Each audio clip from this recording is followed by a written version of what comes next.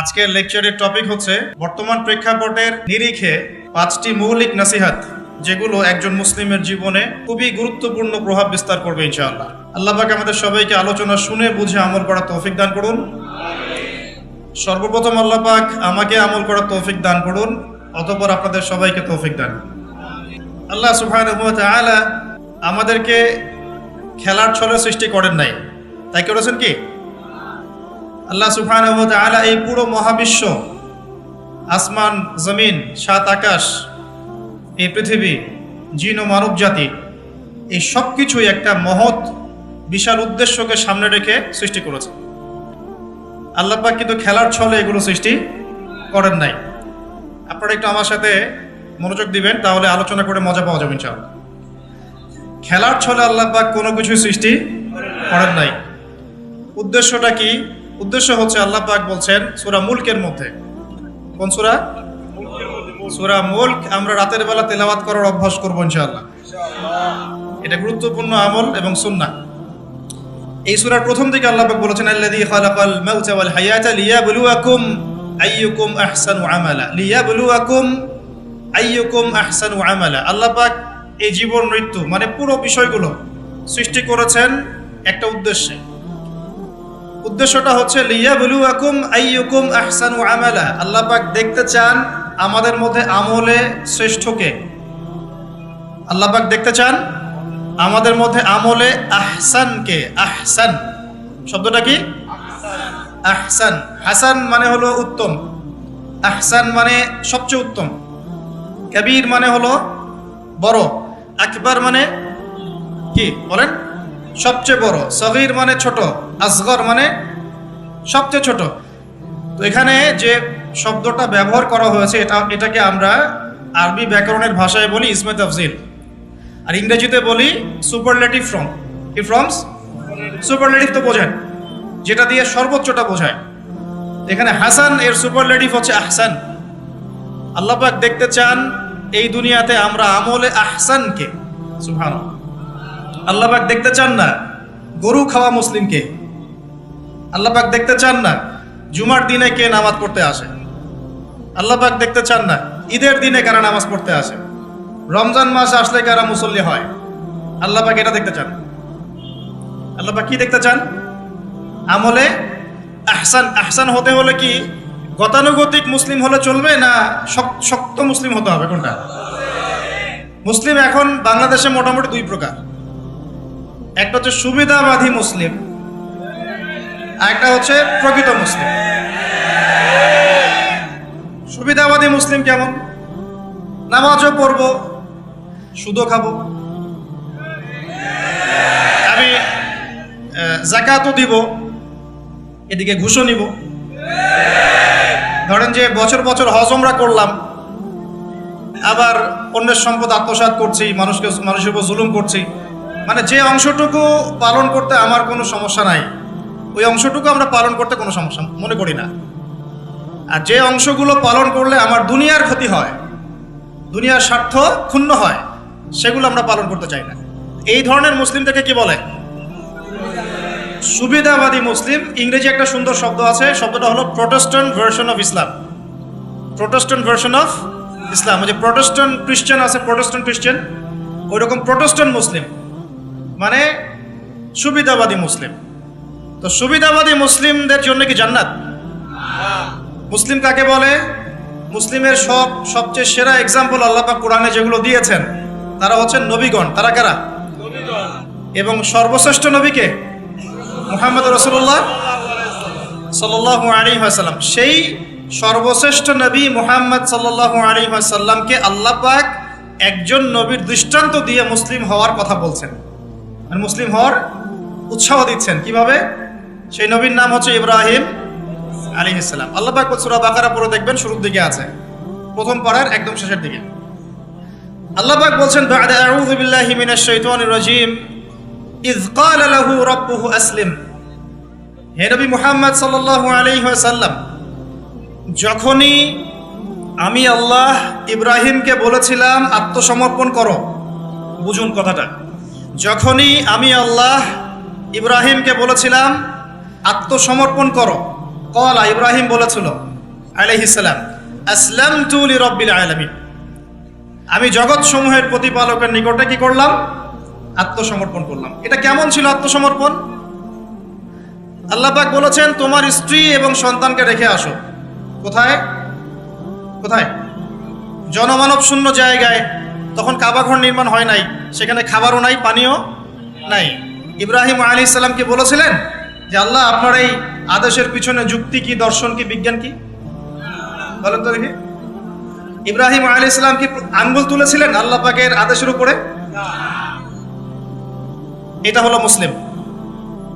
বলেছেন সন্তান বড় হয়েছে, ফালাম্মা বালাগা মাআহু সাইয়া, যখন বাচ্চা দৌড়াদৌড়ি করতে শিখলো, মানে দৌড় দিতে শিখলো বাবার সাথে, তখন তিনি বলছেন, ক্বাল ইয়া বুনাই, হে আমার সন্তান, ইন্নী আরা ফিল মানামি আন্নী আযবাহুক, আমি স্বপ্নে দেখেছি আমি তোমাকে জবাই করছি।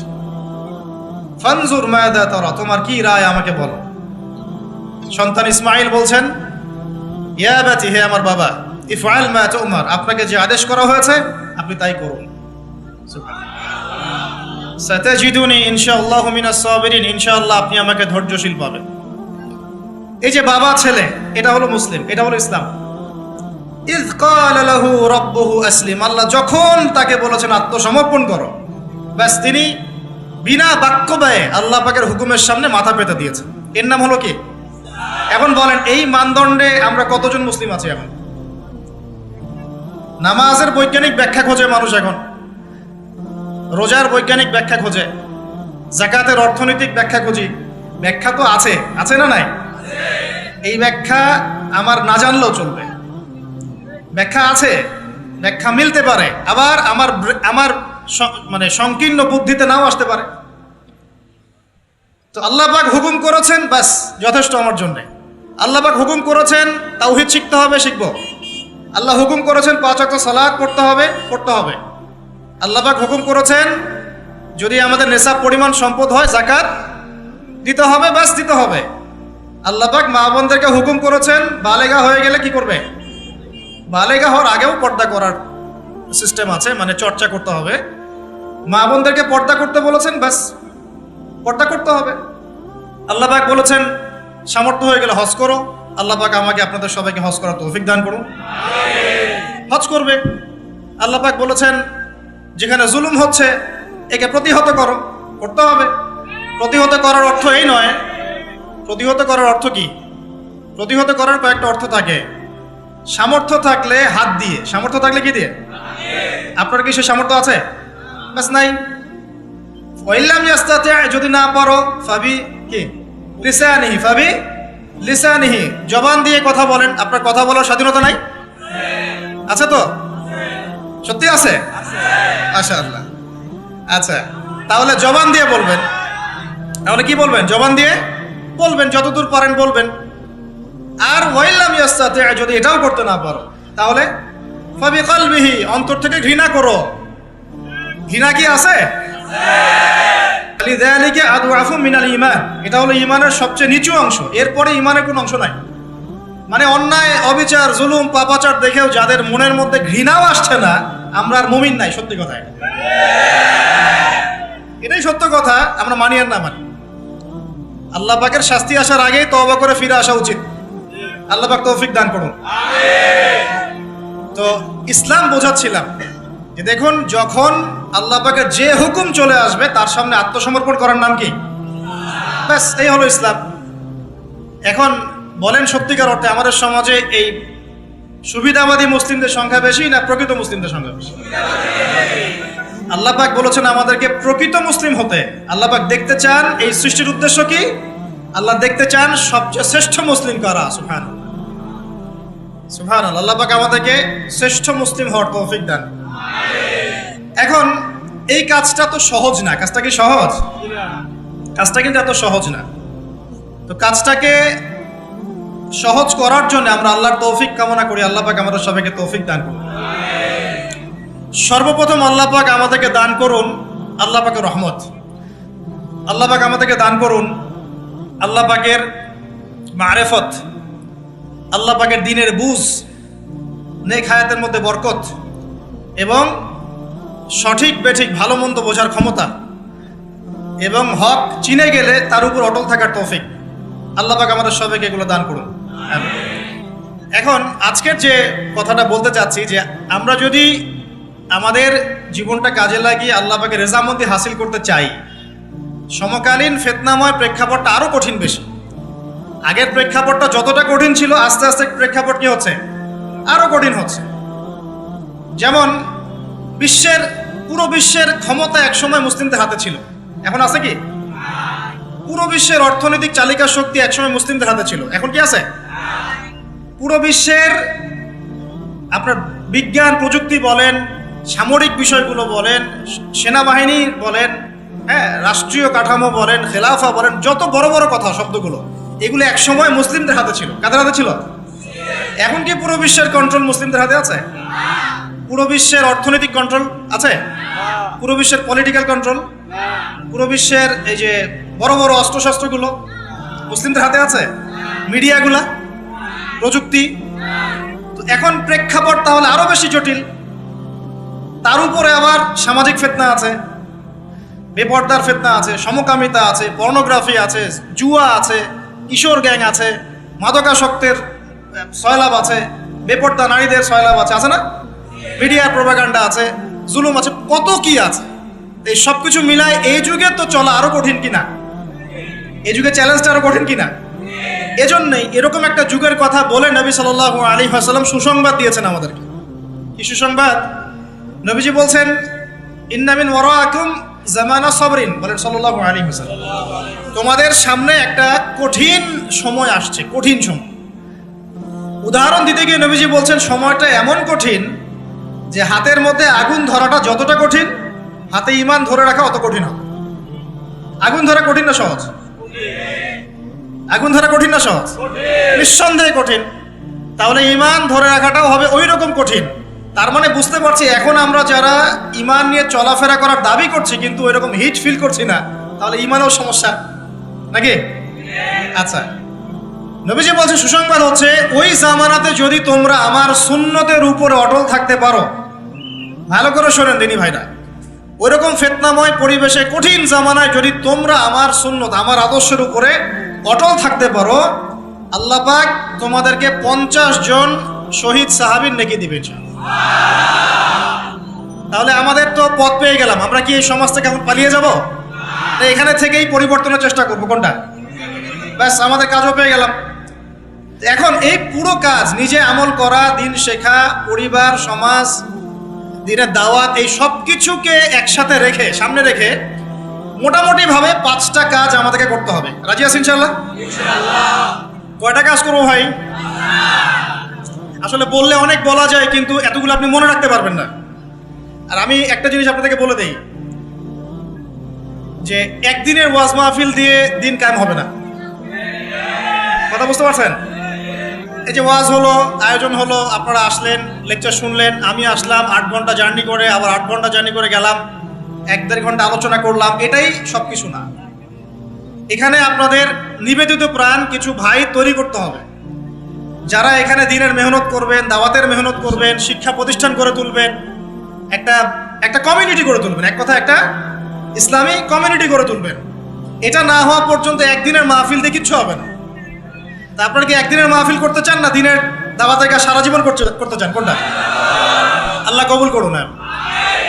এই জন্যই বলেছি, এবার আরো অনেক কথাই বলেছি, সামনে আরো শুনবেন ইনশাআল্লাহ, যে এই রাতের বেলা এই যে সারা রাত জেগে জেগে ওয়াজ করা, 11টা 12টা 1টা, হ্যাঁ, এই সুন্নতটা চেঞ্জ করতে হবে। এই সুন্নতটা কি করতে হবে? চেঞ্জ করতে হবে। সর্বোচ্চ রাত 10টা যথেষ্ট। কারণ হচ্ছে এখান থেকে যদি বাসায় যাই, রাস্তায় তো আমার 4-5-6 ঘন্টা চলে যাবে, রাতের ঘুম নাই। এভাবে যদি দিনের পর দিন কেউ রাতে না ঘুমায়, শরীর ভালো থাকবে? ওই রকম সতেজ মাথা নিয়ে কি দিনের কাজ করতে পারবো? আর আপনারা রাত জেগে জেগে ওয়াজ শুনলেন, ফজরের নামাজ নাই, লাভ হলো? এজন্যে এবার অনেক মাহফিল আমি নিজেও ক্যান্সেল করে দিয়েছি। ভাই মাহফিল আমি এভাবে করতে পারবো না, আল্লাহর ওয়াস্তে মাপ চাই। যদি বাদ জোহর বা বাদ আসর বলেন, যেতে পারবেন, তাহলে বাসায় গিয়ে রাত্রেবেলা এশার নামাজ পড়ে ঘুমানো যাবে, ফজরের পর থেকে পড়াশোনা করা যাবে। মানে সুন্নতের খেলাফ কোনো কাজ করে কিন্তু দিন কায়েম হবে না ইনশাআল্লাহ। আমি আশা করি অন্যান্য ওলামায়ে কেরামরা এগুলো নিয়ে কথা বলবেন এবং আমাদের এই যে চলমান একটা রাত জায়গার একটা মানে খারাপ অভ্যাস, এটাকে দূর করতে হবে। এই জন্য 11টা ঠিক আছে, 11টা টাইম পারফেক্ট।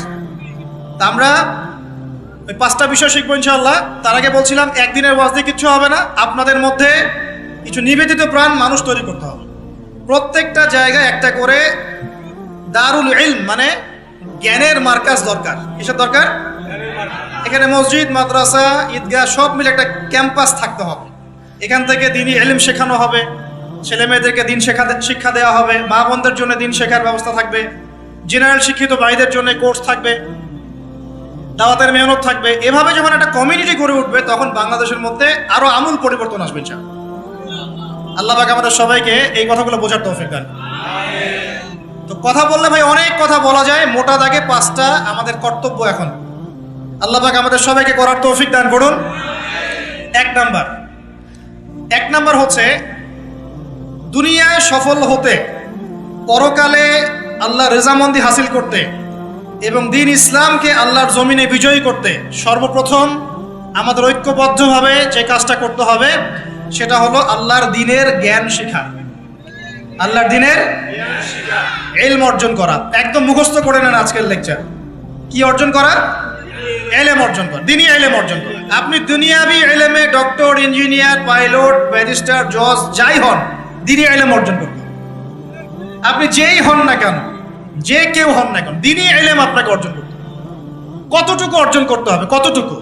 যতটুকু অর্জন করলে আমি শিরক চিনতে পারি, তাওহীদ চিনতে পারি, আমি সুন্নত চিনতে পারি, বেদাত চিনতে পারি, আমি হালাল চিনতে পারি, হারাম চিনতে পারি, আমি হক চিনতে পারি, বাতিল চিনতে পারি, আমি ঈমান ভঙ্গের কারণ জানতে পারি, আমি ওযু, গোসল, নামাজ, ইকামত, কালিমা, আমাদের এই যে বুনিয়াদি শিক্ষা, দ্বীন ইসলামের বুনিয়াদি শিক্ষা আমাকে অর্জন করতেই হবে। রাজি আছেন ইনশাআল্লাহ?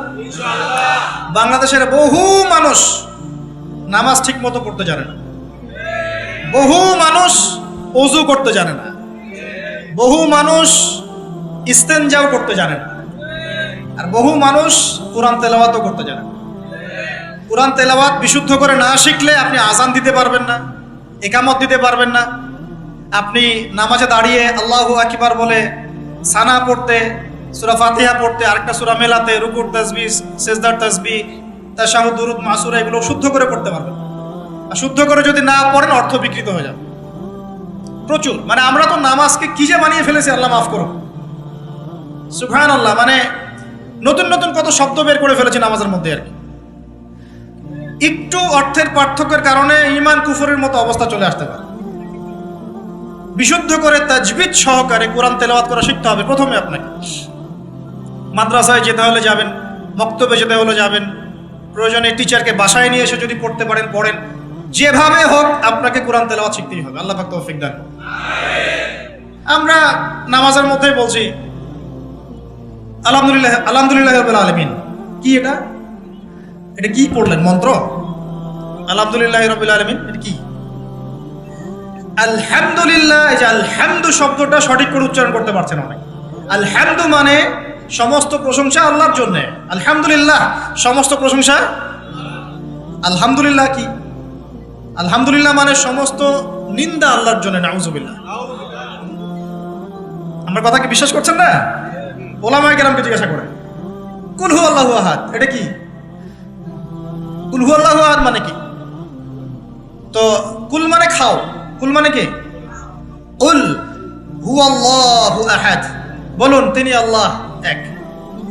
শব্দের অর্থ আছে তো? এখানে পেশাব করিবেন না, করিলে এত টাকা জরিমানা। কমাটা যদি নায়ের পরে নিয়ে বসাই তাহলে এখানে পেশাব করিবেন না, করিলে। আপনারা কি মনে করেন যে আরবির এরকম সিকোয়েন্স নাই? বলছে কুলহু সূরা, সূরাটার নাম কি কুলহু। কুলহু বলে কোনো শব্দ আছে?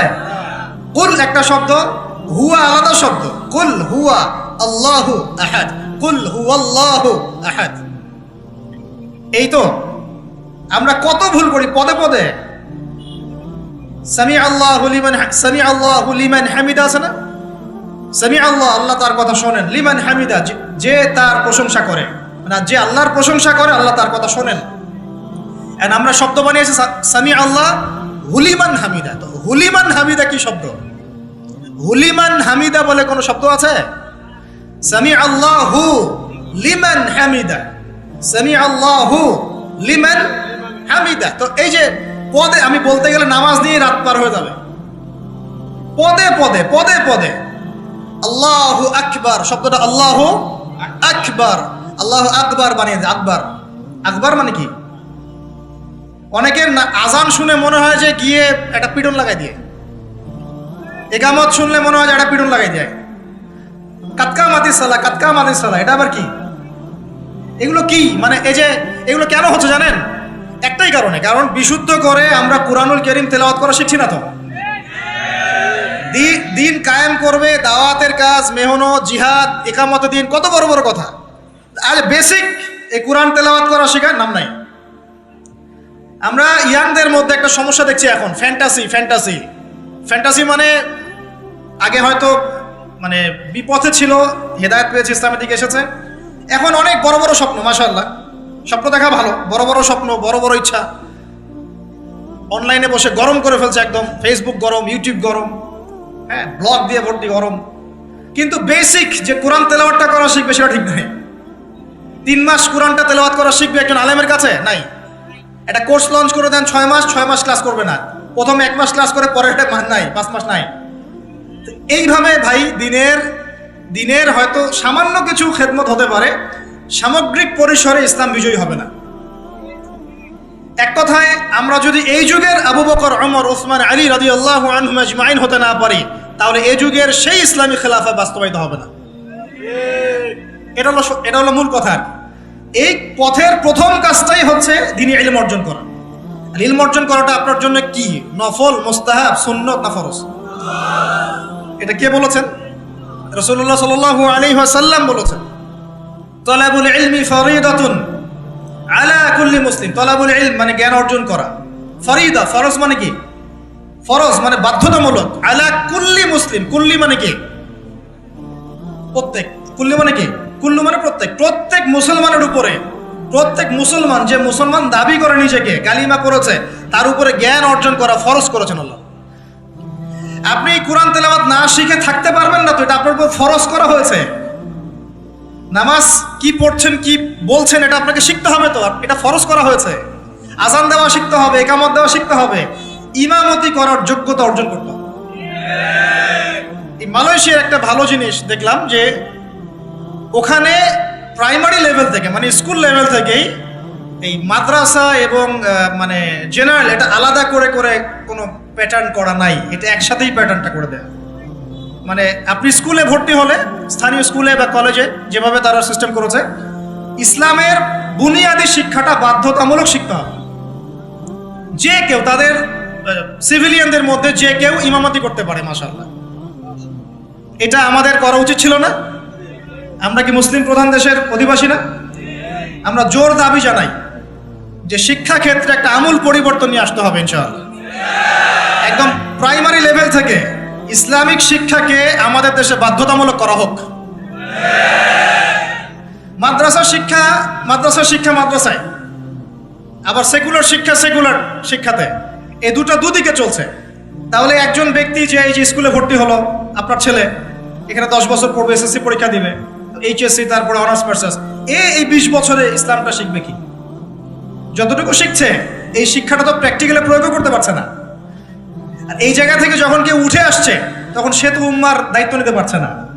তাহলে ব্যাপারটা কি এমন যে আমরা এদিকে শুধু দুনিয়ার চর্চা করব, আর মাদ্রাসা লাইনে যারা পড়ে তারা দিনের চর্চা করবে? দিন চর্চা করার, দিন পালন করার, প্রচার প্রসারের আমাদের কোনো অধিকার নাই? তাহলে এই শিক্ষাটা অর্জন করলে কি আমরা কি সবাই কি খারাপ হয়ে যাব? আমরা যদি ইসলামিক শিক্ষা শুরু থেকে দেওয়ার চেষ্টা করি বাচ্চাদেরকে, প্রাইমারি লেভেল থেকে, আমাদের বাচ্চারা কি নষ্ট হয়ে যাবে? এই জিনিসটা আল্লাহ পাক আমাদের সমস্ত ঊর্ধ্বতন কর্তৃপক্ষদেরকে বোঝার তৌফিক দান করুন। আল্লাহ পাক আমাদের ঊর্ধ্বতন কর্তৃপক্ষদেরকে এই বিষয়টা বোঝার তৌফিক দান করুন যে ইসলামী শিক্ষায় কল্যাণ ছাড়া অকল্যাণ কিছু নাই। এখানে যদি অন্য ধর্মাবলম্বী কেউ থাকেন, সে তার ধর্ম চর্চা করবে, কোনো সমস্যা আমরা আমাদের ধর্ম শিখবো ইনশাআল্লাহ। তো এই জিনিসটা আমাদের বুনিয়াদী শিক্ষা। এখন যদি আপনি না পারেন, এখন আপনার কাছে ওই পাওয়ার নাই, ক্ষমতা নাই, ইমপ্লিমেন্টের সুযোগ নাই, তাহলে কি করবেন? তাহলে এখন যে আপনি 20 বছর পড়াশোনা করে ফেলেছেন জেনারেল লাইনে, এখন কি করবেন? এখন আপনার জন্য কিছু অপশন খোলা আছে। এক, স্থানীয় বরেণ্য ওলামায়ে কেরাম যারা আছেন তাদের সাথে পরামর্শ করে সিলেবাস তৈরি করে নিয়ে পড়াশোনা করুন, এটা একটা অপশন। 2, আপনারা কিছু দিনী ভাই ব্যাচ করে করে ওলামায়ে কেরামের কাছে গিয়ে একটা একটা করে কিতাব শেষ করেন। 2, 3, অনলাইনে কিছু কোর্সেস চলছে, এই কোর্সেসগুলো করতে পারেন, কাজে দিতে পারে। কিন্তু তবে অনলাইনে কোর্স অফলাইনের মতো হয় না। অফলাইনে ওস্তাদদের সামনে বসে যে পড়াশোনা, এটা অনলাইনে পাবেন না আপনি, ঠিক আছে? অথবা আপনার যদি সুযোগ থাকে তাহলে প্যাটার্ন চেঞ্জ করে এই প্যাটার্নে যেতে হবে। এগুলো ছাড়া তো আপনার সামনে কোনো অপশন খোলা নাই। যে আমরা যদি মাদ্রাসাগুলোতে এবং আমাদের শিক্ষা প্রতিষ্ঠানগুলোতে জেনারেলদের জন্য আরবির কোর্স আর মাদ্রাসা শিক্ষার্থীদের জন্য জেনারেল কোর্স রাখি, তাহলে উভয়ে শিক্ষিত হতে পারবে। মনে করেন এই ভাই মাদ্রাসায় পড়েছেন, মাশাআল্লাহ, তিনি মাদ্রাসার সব জ্ঞানই রাখেন আলহামদুলিল্লাহ, কিন্তু সায়েন্স শিখতে পারেন নাই, নামাজ শিখতে পারেন নাই, ওযু শিখতে পারেন নাই। এখন এই ভাইকে কি করবেন? এই ভাইকে ইসলামিক কিছু ডিপ্লোমা কোর্সের আওতায় আনতে হবে, এনে অফলাইন বা অনলাইনে শিক্ষা দিয়ে তাকেও মানুষ করে গড়ে তুলতে হবে। এই তো যদি আমরা চিন্তা করি, আমরা চিন্তা করতে হবে আমাদেরকে জাতি নিয়ে, বড় বড় কথা বললে হবে না। তো যুব সমাজের এখন যে অবস্থা, আপনি সামনে একটা ভয়ঙ্কর বিকলাঙ্গ যুব সমাজ দেখতে পারবেন। মস্তিষ্ক বিকৃত হয়ে গেছে এদের মোবাইল ফোন দিয়ে। মোবাইল ফোন, পর্নোগ্রাফি, মেয়েদের ফিতনা, হারাম অ্যাফেয়ার্স, মাদক, জুয়া, টিকটক, এই করতে করতে এদের মস্তিষ্কের সুস্থতা নষ্ট হয়ে গেছে। আল্লাহর কসম করে বলছি, এরা সুস্থ না। একটা চিত্র খুব কমন দেখতে পারবেন, 10টা-20টা ছেলে গোল হয়ে বসে আছে ফোন নিয়ে, সবার মনোযোগ নিচের দিকে। ওয়ার্ল্ডে কি হচ্ছে, আসমানে কি হচ্ছে, জমিনে কি হচ্ছে, কোথায় মুসলিমদের উপর বোম পড়লো, কোনো ফিকিরই নাই ওর। আপনি মনে করেছেন যে এই যুব সমাজ আগামীতে দেশের হাল ধরবে? আমি হলফ করে বলতে পারি কোনোদিন দেশের উপকার করতে পারবে। আপনি নষ্ট করে ফেলছেন যুব সমাজকে, নষ্ট করে ফেলছেন। এদেরকে সুস্থতার দিকে নিয়ে আসতে হলে ইসলামী শিক্ষার কোনো বিকল্প নাই, নামাজের কোনো বিকল্প নাই। এদেরকে সামাজিক কাজে লাগিয়ে দিতে হবে, সোশ্যাল কাজে, সামাজিক উন্নয়নমূলক কাজে, এই যে মানবতার সেবামূলক কাজে, প্র্যাকটিক্যাল কিছু কাজে, কিছু বানাও, কিছু করো, সায়েন্স নিয়ে ঘাটাঘাটি করো, কিছু প্রযুক্তি উদ্ভাবন করো, তোমরা কিছু করো। দেখেন আমরা যত কিছু ব্যবহার করি সব কিছু কিন্তু ইহুদি খ্রিস্টানদের। এই যে আমি যে মাইকে কথা বলছি, এই মাইকে ইসলামের বড় বড় কথা বলছি, এই মাইকটাও দেখা যাবে যে মুসলমান তৈরি করে নাই। তাহলে এটা কি কাম্য ছিল? আর এই বিশ্বের যত শিক্ষার বুনিয়াদ, এই বুনিয়াদের শিক্ষা দিয়েছে মুসলিমরা। বিশ্বাস না করলে খালি আপনি 1200 বছর ইতিহাসটা পড়ে দেখেন। ইবনে সিনার নাম শুনেছেন? চিকিৎসা বিজ্ঞান দাঁড়িয়ে আছে ইবনে সিনার উপরে, নাম শুনেনি? জাবির ইবনে হাইয়ানের নাম শুনেছেন? এই কেমিস্ট্রি না থাকলে আপনি ওষুধ তৈরি করতে পারবেন না। কেমিস্ট্রি না থাকলে কি পারবেন না? মেডিসিন তৈরি করতে পারবেন না। এটা দাঁড়িয়ে আছে কেমিস্ট্রি জাবির ইবনে হাইয়ানের উপরে, যে কি ইউরোপে বলে গ্যাবর ইবনে হাইয়ান। এরকম নাম প্রচুর আছে। আপনি এই যে ম্যাথামেটিক্সের কথা বলেন, জ্যোতির্বিদ্যার কথা বলেন, তারপরে প্রাণীবিদ্যার কথা বলেন, এই রক্ত সংবহন তন্ত্রের কথা বলেন, এক একটা সাবজেক্ট ধরে ধরে দেখেন, সবগুলার গোড়ার মধ্যে আমাদের মুসলিম মনীষীদের অবদান আছে। এমনকি এই যে পুরো বিশ্বের যে দর্শনগুলো চলছে, যত দর্শন, ফিলোসফিক্যাল থটস, আমরা ফিলোসফি পড়েছি, এই ফিলোসফিগুলোর গোড়ায় গিয়ে আপনি দেখবেন সব মুসলিম দার্শনিকদের নাম লেখা আছে। আমরা ইমাম গাজালির নাম জানি না, ইবনে রুশদের নাম জানি না, হ্যাঁ, আমরা অনেক কিছু জানি না। আসলে আমরা শেকড় ভুলে গেছি। বিশ্বাস করেন, আমরা এই যে প্রযুক্তি, মোবাইল ফোন, টিকটক, মেয়েদের পিছনে ঘুরতে ঘুরতে, অ্যাফেয়ার, বাইক চালানো, আমরা আমাদের জীবনের লক্ষ্যই ভুলে গেছি। আল্লাহ পাক আমাদের যুব সমাজকে তাদের জীবনের লক্ষ্য বোঝার তৌফিক দান করুন। ভাই, আল্লাহ পাক আপনাকে এমনি এমনি সৃষ্টি করেন নাই, আমাকে এমনি এমনি সৃষ্টি করেন নাই। আল্লাহ পাক চান আমাদের কাছে আমরা যেন তার দ্বীনের জ্ঞান অর্জন করি এবং এই জ্ঞান অনুযায়ী আমল করি।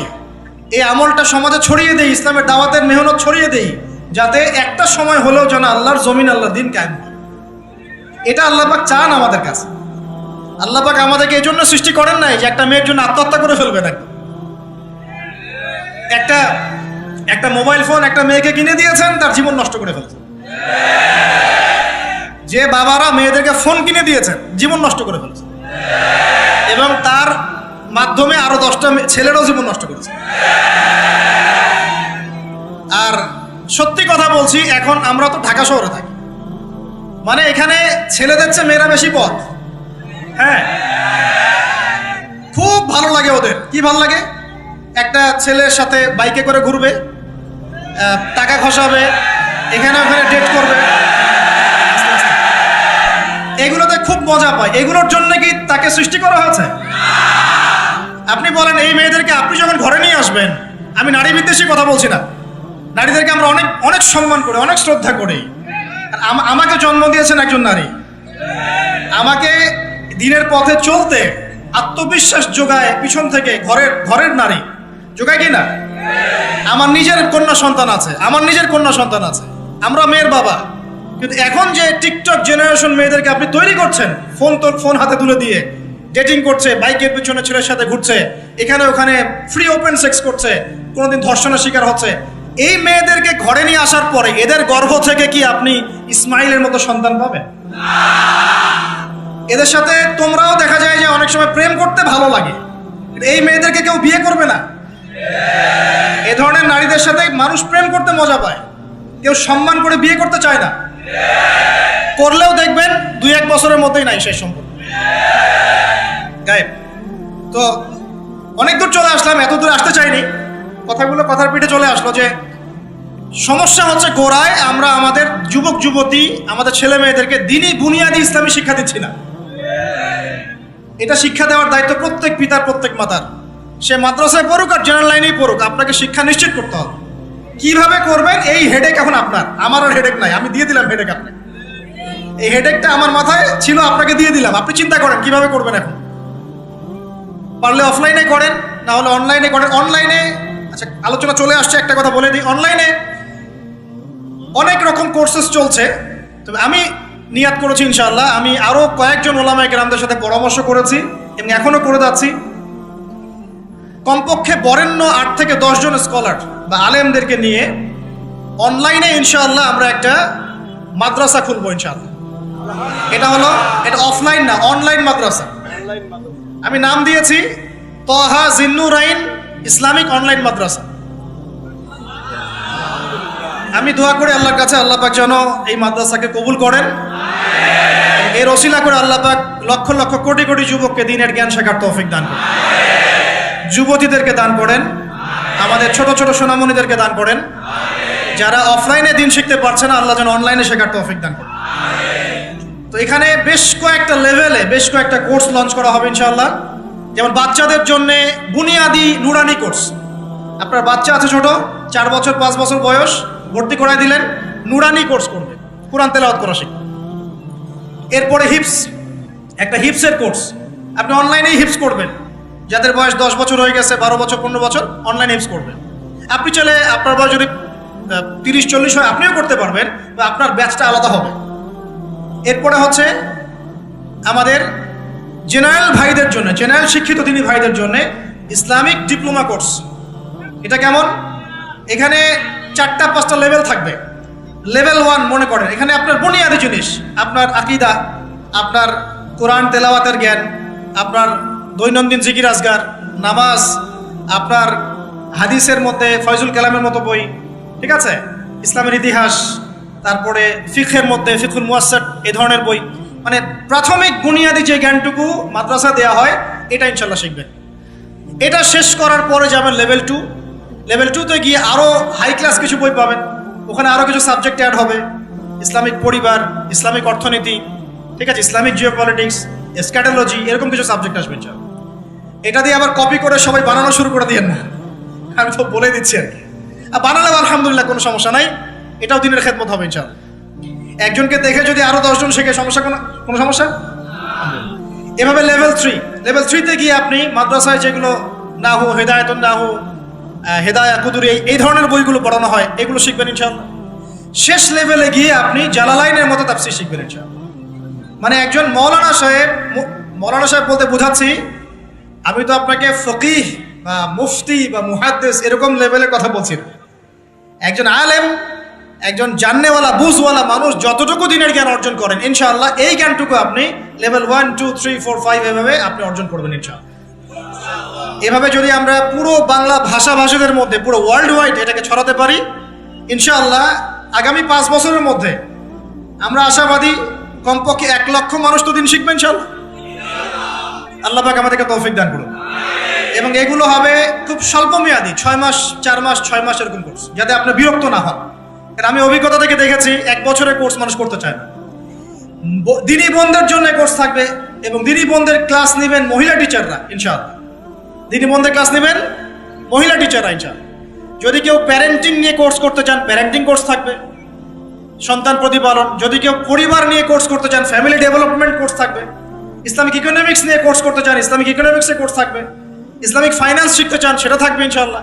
এক একটা ডিপার্টমেন্টে এক একটা কোর্স নিয়ে আমরা এই মাদ্রাসা লঞ্চ করবো ইনশাআল্লাহ। আল্লাহ পাক এটাকে কবুল করুন, আমিন। এবং এর পাশাপাশি এই সিলেবাসগুলো আমি নিয়াত করেছি উন্মুক্ত করে দিব। যে কোনো প্রতিষ্ঠান, দ্বীনি প্রতিষ্ঠান, সেটা হোক ইসলামিক স্কুল বা ইসলামিক কলেজ বা মাদ্রাসা, তারা যদি এই কোর্সগুলো করতে চায়, করাতে চায়, সিলেবাস নিয়ে তারা লঞ্চ করতে চায়, ইনশাআল্লাহ তাদের জন্য উন্মুক্ত করে দেওয়া হবে ইনশাআল্লাহ, যাতে করে সারা দেশের বিভিন্ন জায়গায় কোর্সগুলো ছড়িয়ে পড়ে। আমি জ্ঞানতাত্ত্বিক কথা এজন্য বললাম বেশি করে, প্রথম ফরজ আপনার উপরে ইকরা বিসমি রাব্বিকাল্লাযী খালাক। এখন চিন্তা করেন, হেরা গুহায় নবী সাল্লাল্লাহু আলাইহি ওয়াসাল্লাম বসে আছেন, জিবরাইল আলাইহিস সালাম এসে তার সামনে প্রথম যে আয়াতটা ওহী করলেন, সেই আয়াতটা নামাজের আয়াত ছিল না, সে একটা যাকাতের আয়াত ছিল না, সেই আয়াতটা রোজা রাখো আয়াত ছিল না, এমনকি মূর্তি পূজা করো না এমনও ছিল না। কি ছিল ভাই? ইকরা, আপনি পড়ুন, আপনি পড়ুন, হে নবী আপনি পড়ুন। নবীজি কিন্তু পড়তে জানতেন না, আপনারা জানেন কি? নবী সাল্লাল্লাহু আলাইহি ওয়াসাল্লাম কিন্তু লিখতে পড়তে জানতেন না। আল্লাহ পাক এমন একজন মানুষকে সুবহানাল্লাহ শেষ নবী করেছেন, যিনি লিখতে জানতেন না, পড়তে জানতেন, যাতে কাফেররা এই অপবাদ দিতে না পারে তুমি আগের কিতাবগুলো থেকে দেখে দেখে লিখে নিয়ে আসো। সুবহানাল্লাহ, আল্লাহু আকবার। তো নবী সাল্লাল্লাহু আলাইহি ওয়াসাল্লাম বলেন, মা নবী কারি, আমি তো পড়তে জানি না। তিনি কি বলছেন? সহিহ বুখারী খুলে দেখেন দ্বিতীয় হাদিসটা, মা নবী কারি, আমি তো পড়তে জানি না। তারপরেও জিবরাইল আলাইহিস সালাম বলেন, ইকরা, আপনি পড়ুন, বিসমি রাব্বিকাল্লাযী খালাক, আপনার রবের নামে যিনি আপনাকে সৃষ্টি করেছেন। সুবহানাল্লাহ। সর্বপ্রথম এই জ্ঞানতাত্ত্বিক বিপ্লব হয়েছে মক্কার মাটিতে, তখনই আবু বকর, ওমর, ওসমান, আলীর মতো সাহাবী তৈরি হয়েছে। জ্ঞান ছাড়া শুধু বড় বড় কথা দিয়ে আর জ্ঞানহীন আমল দিয়েও কোনো কাজ নাই। জ্ঞানহীন আমল দিয়ে কিন্তু খুব একটা কাজ হয় না। আপনি হয়তো মনে করছেন যে আমি ইমাম সাহেবকে জিজ্ঞাসা করে নেবো, ব্যাস হয়ে গেল। কিন্তু জ্ঞান অর্জন করে আমল করার যে স্বাদ আর জ্ঞানহীন আমলের স্বাদ কখনো এক না।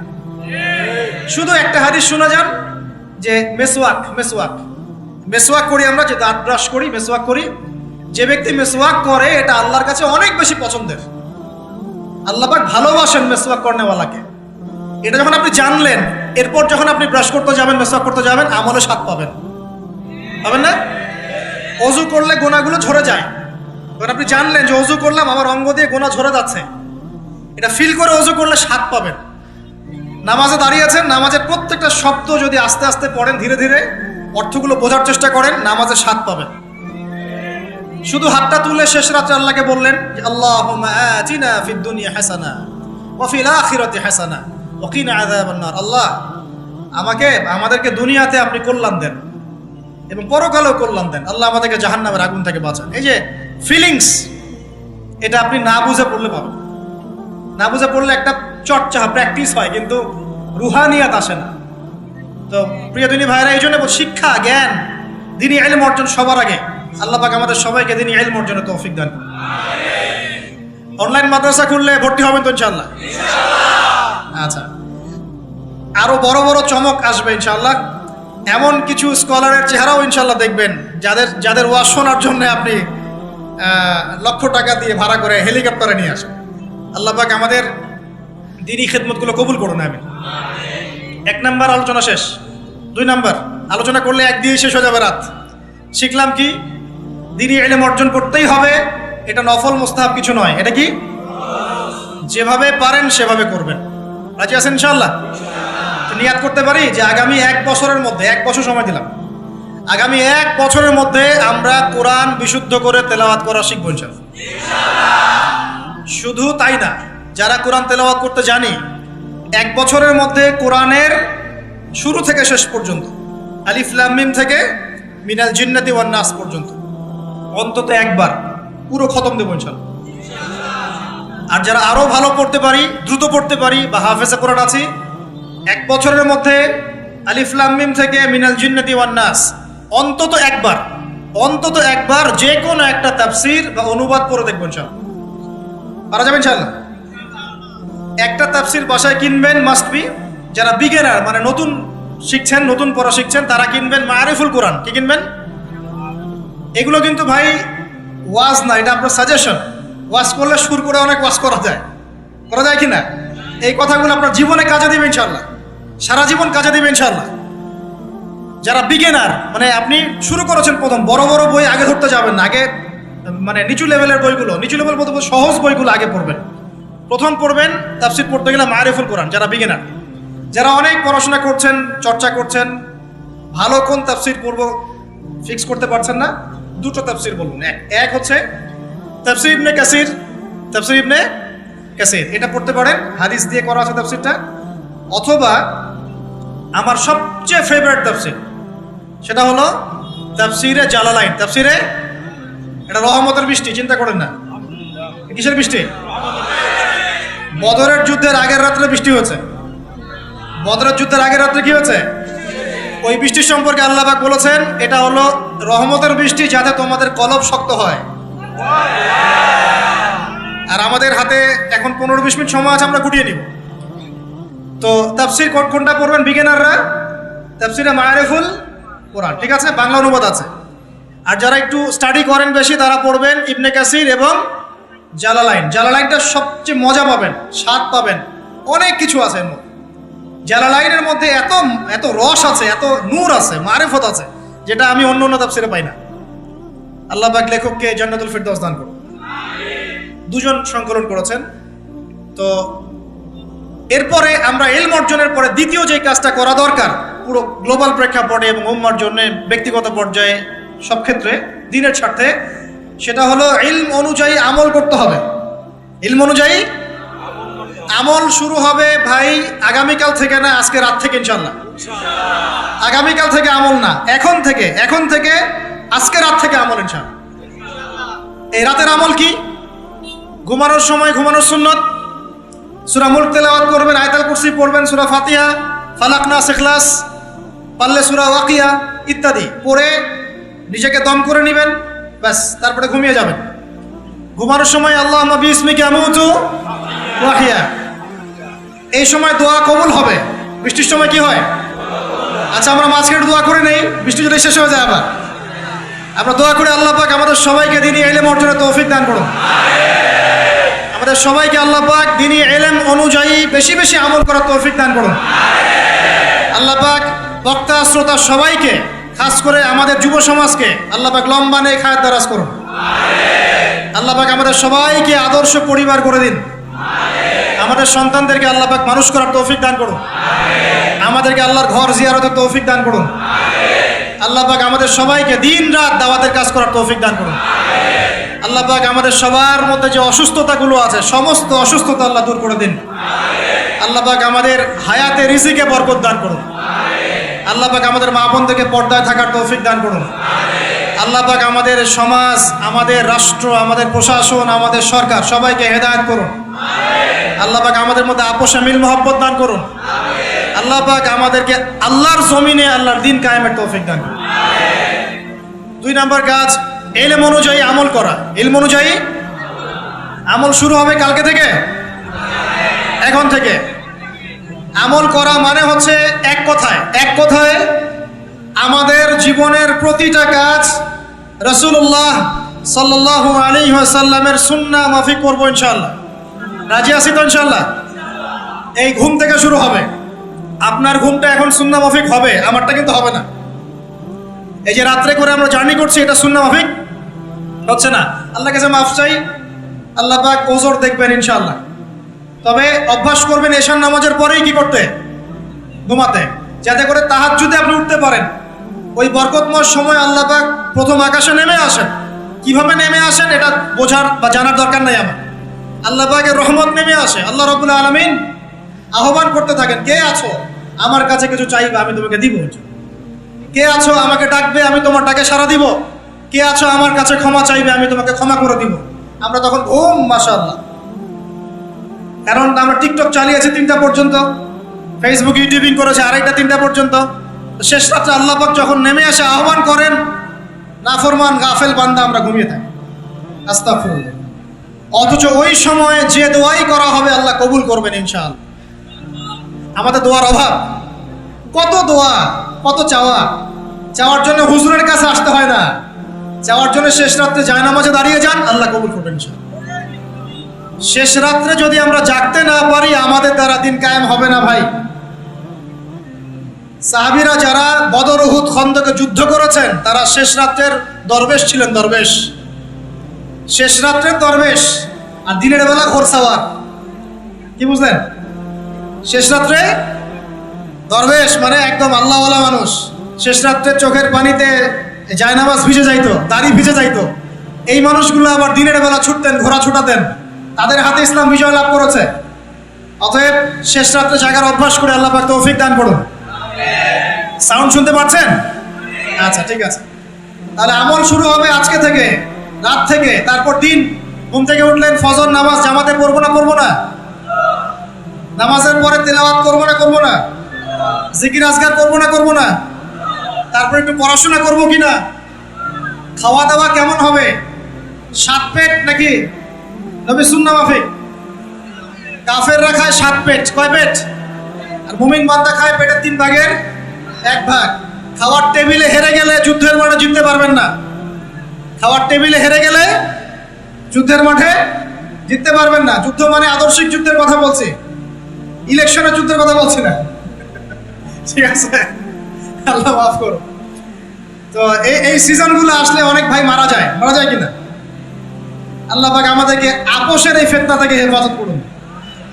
সব পশ্চিমা ষড়যন্ত্র, এগুলো কি সবকেই বলেন পশ্চিমা ষড়যন্ত্র। ভাইয়ে ভাইয়ে মারামারি লাগিয়ে দিয়ে নাকে তেল দিয়ে ঘুমায় ওরা ভাইয়ে ভাইয়ে মারামারি লাগিয়ে দিয়েছে। ভাই ভাই, মুসলিম মুসলিম, ভাই ভাই, ওরা এখন মারামারি কর, আমরা নাকে তেল দিয়ে ঘুমাই। এই হলো অবস্থা। আর আমরা বুঝতেও পারছি না যেটা আমরা ওদের ষড়যন্ত্রের মধ্যে পড়ে গেছি। আল্লাহ আমাদেরকে মাফ করুন। অনেক ইসলামপন্থী ভাই এখানে নেমে পড়েন, কি মনে করে নামেন আল্লাহ ভালো জানেন। তবে জেনে রাখেন এই পথে নবী সাল্লাল্লাহু আলাইহি ওয়াসাল্লামের দাওয়াত এবং ইকামত দিন ছিল না। নবী সাল্লাল্লাহু আলাইহি ওয়াসাল্লামের পথেই দিন কায়েম হবে ইনশাআল্লাহ। আল্লাহ পাক আমাদেরকে পশ্চিমা গোলক ধাঁধা থেকে হেফাজত করুন। এখন আসেন ভাই, তাহলে আমরা আমাদের জীবনের প্রত্যেকটা কাজ যদি নবী সুন্নাহ মাফিক করি, এলেম অনুযায়ী আমল হয়ে যাবে ইনশাআল্লাহ। রাজি আছি তো ভাই? বাস এতটুকু কথা। এখন শুধু কি ব্যক্তিগত আমলই আমার দিনের অন্তর্ভুক্ত, না আমার পরিবার, সমাজ, অর্থনীতিও আছে? কোনটা? আমার পারিবারিক জীবন তাহলে কার সুন্নত মোতাবেক চলবে? নবীর সুন্নত না পশ্চিমা সুন্নত? আর পরিবারগুলো পশ্চিমা সুন্নতে চলে না, পশ্চিমা কালচার। জন্মদিন করেন, বিবাহ বার্ষিকী করেন, আরো কত কি করেন, হ্যাঁ তাই না? সাজগোজ থেকে শুরু করে কাপড় চোপড়, পোশাক আশাক, বাথরুমের টয়লেট পর্যন্ত। বাথরুমের টয়লেট তো সব ইংলিশ নাকি? হ্যাঁ, তো নবী সুন্নাহ মাফিক এখানে তো আপনি বসতে পারবেন না।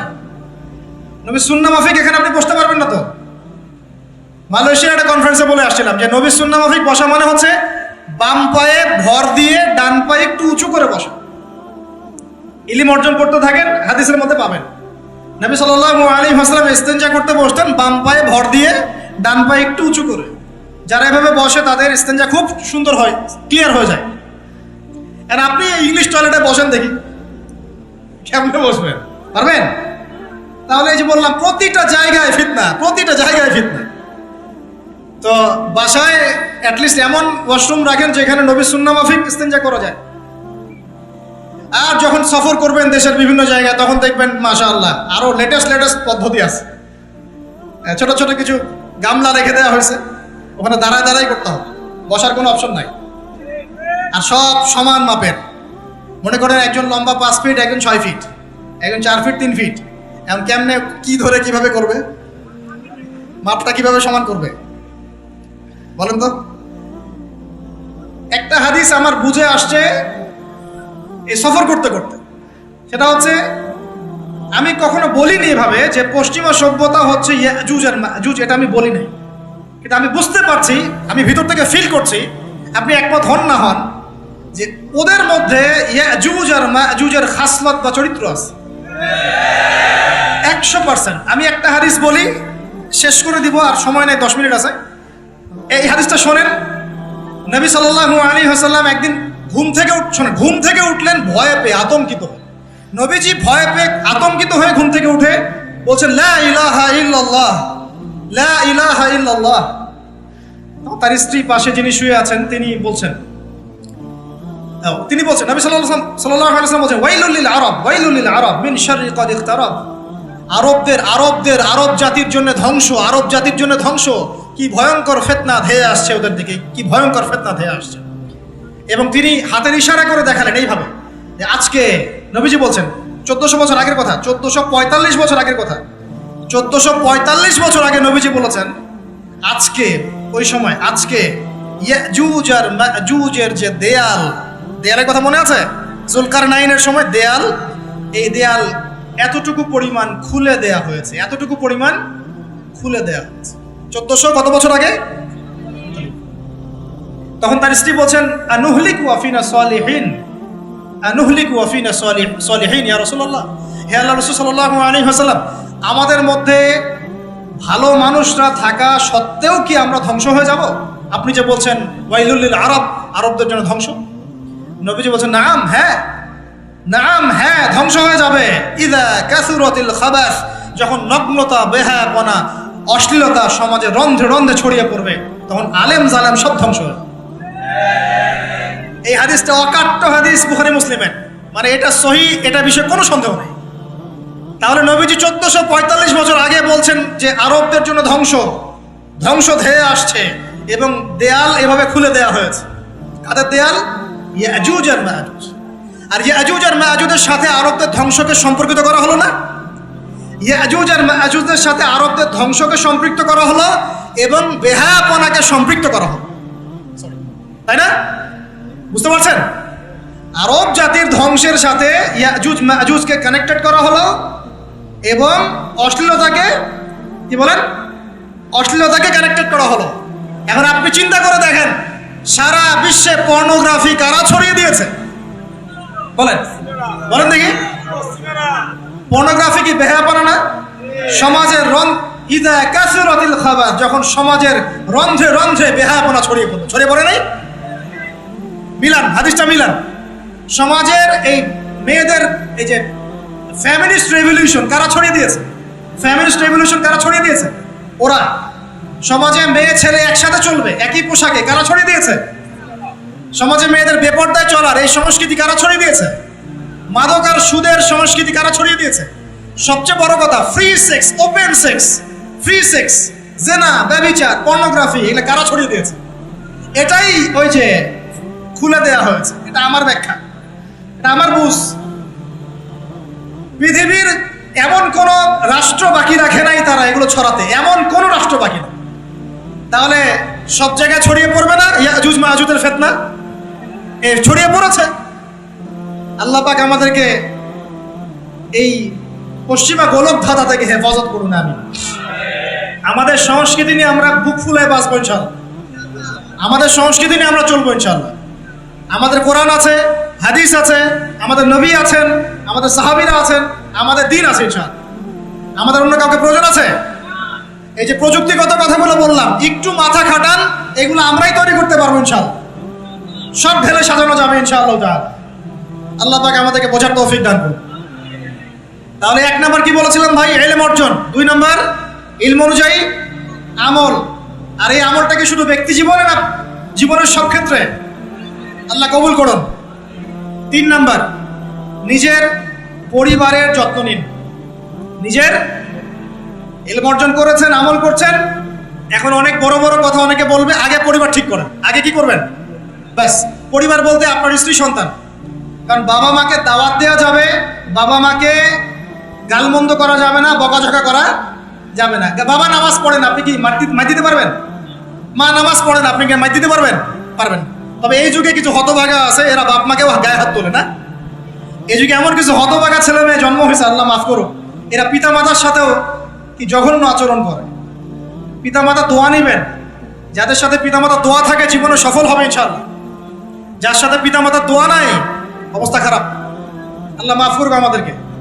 এখন পরিবার বলতে আপনার স্ত্রী সন্তান প্রথম প্রায়োরিটি পাবে, আর পিতামাতাকে আপনি দাওয়াত দিবেন, নসিহত করে বোঝানোর চেষ্টা করবেন।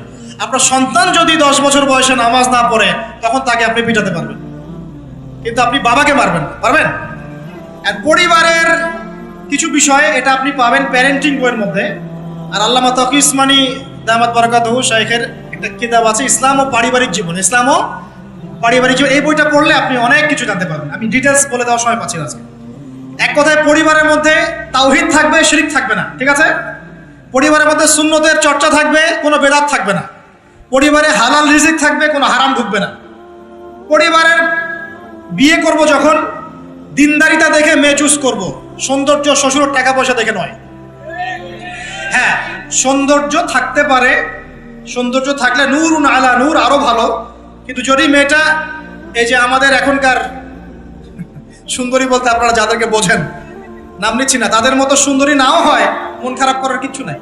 এগুলো সব আর্টিফিশিয়াল সুন্দর। কি সুন্দর? আসল সৌন্দর্য হচ্ছে কলবে। আসল সৌন্দর্য কোথায়? কলবে। আর তাদের কাছে যা আছে আপনার স্ত্রীর কাছে তাই আছে। এমন এক্সট্রাঅর্ডিনারি কিছু নাই ওদের কাছে। যা আপনার স্ত্রীর কাছে আছে তা তাদের কাছে সেম জিনিস, সেম। এখানে এত বেশি লোভনীয় হওয়ার কিছু নাই। পর্নোগ্রাফি দেখতে দেখতে মানুষের মাথাটা এমন নষ্ট হয়ে গেছে, নিজের স্ত্রীকে এখন আর ভাল লাগে না, মানুষের বউকে ভাল লাগে, তাই না? এটার একমাত্র কারণ পর্নোগ্রাফি দেখা। যারা পর্নোগ্রাফিতে আসক্ত, আল্লাহ পাকের কাছে তওবা করবেন, বের হয়ে আসবেন, না হলে আপনি জীবনে কখনো সুখী হতে পারবেন না। আপনি মন থেকে কখনো কনফিডেন্ট থাকতে পারবেন না, সুখী হতে পারবেন না। আল্লাহর সামনে দাঁড়ায় চোখের পানি ফেলতে পারবেন না, চোখটা নষ্ট হয়ে গেছে। তো আল্লাহ পাক আমাদের যুবক ভাইদেরকে পর্ন থেকে হেফাজত করুন। নিজের দৃষ্টি নত রাখবেন, ইনশাআল্লাহ আল্লাহ পাক আপনাকে খাদিজা রাদিয়াল্লাহু আনহার মতো স্ত্রী দিবেন ইনশাআল্লাহ তাআলা। আল্লাহর প্রতি ভরসা রাখেন, আল্লাহ পাকের কাছে যা চাবেন ইনশাআল্লাহ পাবেন। আল্লাহর প্রতি যে ধারণা রাখবেন আল্লাহ তেমনই হবেন ইনশাআল্লাহ। কেউ যদি ধারণা রাখে আল্লাহ আমার সাথে নাই, আল্লাহ আমাকে দিবে না, আল্লাহ তার সাথে থাকবে না। কে ধারণা রাখে আল্লাহ আমার সাথে আছে, আল্লাহ আমার সাথে আছে, আল্লাহ আমাকে বুঝেন, আল্লাহ আমাকে দিবেন, আল্লাহ অবশ্যই দিবেন ইনশাআল্লাহ। ওয়া ইয়াতাওয়াক্কাল আলাল্লাহি ফাহুয়া হাসবুহ। যে ব্যক্তি আল্লাহর প্রতি তাওয়াক্কুল করে, আল্লাহ তার জন্য একদম যথেষ্ট হয়ে যাবে। হাসবুনাল্লাহ ওয়া নি'মাল ওয়াকিল। বলেন হাসবুনাল্লাহ ওয়া নি'মাল ওয়াকিল। স্ত্রী চুজ করবেন কি দেখে? শ্বশুরের টাকা, যৌতুক নেবেন, দিনদারিতা। আর দিনদারিতা কি বাইরের বোরখা দেখেই ফিক্স করা যাবে? বোরখাওয়ালা মেয়েরা তো এখন গ্রামে গঞ্জে, হাট বাজারে, সব জায়গায় কফি শপে বসে বসে ট্রেডিং করছে না? বোরখাওয়ালা মেয়েদের কত ড্যান্স দেখা যায় ইউটিউবে, অনলাইনে। ভাই এগুলো আমি দেখি না, কিন্তু চোখে পড়ে যায় মাঝে মাঝে। 3 নম্বর কি বলেছে ভাই? বলেন, আদর্শ পরিবার গঠন করা। কোন বইয়ের নাম বললাম? কার বই পড়বেন? আল্লামা তাকি উসমানী দামাত বারাকাতুহু। বইটার নাম কি? ইসলাম ও পারিবারিক জীবন। ইসলাম ও পারিবারিক জীবন। কিনতে পারবেন তো ইনশাআল্লাহ? বন্ধুদের সাথে চা খেতে বসলে 1000 টাকা বিল হয়, এখন 500 টাকা বিল হয় না? একটা বই কিনতে 200 টাকা লাগে না। কিনতে পারবো কিনা? যারা বই কিনে বইয়ের প্রতি মহব্বত রাখবে, আল্লাহ ওদেরকে ইলম দান করবেন ইনশাআল্লাহ। আমি একদিন বলেছি না, বই নিয়ে একটা লেকচার দিয়েছি না? বই কিনতাম টাকা বাঁচিয়ে বাঁচিয়ে, বিশ্বাস করেন এখন বই হাদিয়াই পড়ে শেষ করতে পারি না আমরা। হাদিয়ার পর হাদিয়া বই পড়ে আছে বাসা, শেষই করতে পারছি না। বইয়ের প্রতি মহব্বত রাখেন, আল্লাহ পাক আপনাকে অনেক জ্ঞান দিবে ইনশাআল্লাহ। 4 নাম্বার, খুব শর্ট করে শেষ করি। 4 হচ্ছে আমাদের রিজিকটা হালাল করতে হবে। রাজি আছি ইনশাআল্লাহ? রিজিক হালাল মানে কি? রিজিকের মধ্যে কোনো সুদ থাকবে না। রিজিকে কোনো সুদ যে খায় সে মায়ের সাথে জেনা করে। সুদ যে খায় সে আল্লাহ এবং তার রাসূলের সাথে যুদ্ধ করে।